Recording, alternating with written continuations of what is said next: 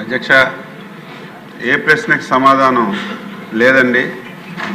పశు వైద్యులు మరియు పశు వైద్య సహాయకుల ఖాళీల కారణంగా పాడి రైతులు ఇబ్బందులు ఎదుర్కోవడం లేదు.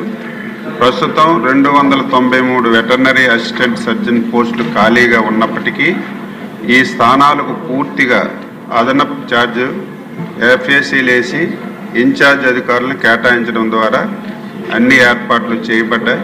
ఫలితంగా పాడి రైతులకు ఎటువంటి ప్రతికూల ప్రభావం లేదు.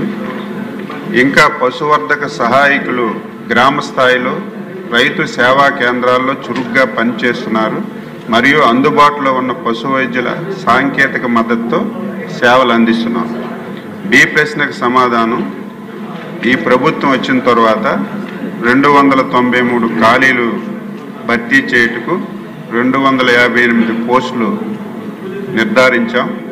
వెటర్నరీ అసిస్టెంట్ సర్జన్ల పోస్టుల భర్తీకి ప్రతిపాదన ఆర్థిక శాఖకి సమర్పించడం అయింది.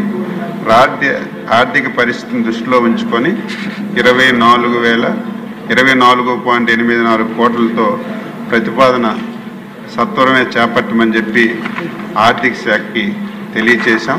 అక్కడి నుంచి ఆదేశాలు వచ్చిన వెంటనే రిక్రూట్మెంట్ చేస్తామని చెప్పి సభ్యులకు తెలియజేస్తున్నాను. అదేవిధంగా తిరుపతిలోని వెంకటేశ్వర పశు వైద్య విద్యాలయంలోని అండర్ గ్రాడ్యుయేట్లు, పోస్ట్ గ్రాడ్యుయేట్లు మరియు పిహెచ్డి విద్యార్థులకు ఉపకార వేతనాల మొత్తాన్ని చివరిసారిగా 2013వ సంవత్సరంలో పెంచడం అయింది. 10 సంవత్సరాల తర్వాత ఈ ప్రభుత్వం వచ్చిన తర్వాత మొన్ననే ఈ 3 విద్యార్థులకు కూడా పెంచడం జరిగింది. అంతకుముందు అండర్ గ్రాడ్యుయేట్స్ 7,000 ఉంటే ఇప్పుడు మేము 10,500 చేశాం. పీజీ విద్యార్థులకు 9,000 ఉంటే 13,500 చేశాం.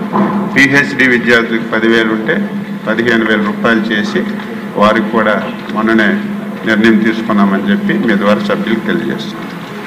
మినిస్టర్ గారు బాగా చిక్కిపోయిన తర్వాత వాయిస్ కూడా కొంచెం వీక్గా ఉంది సార్.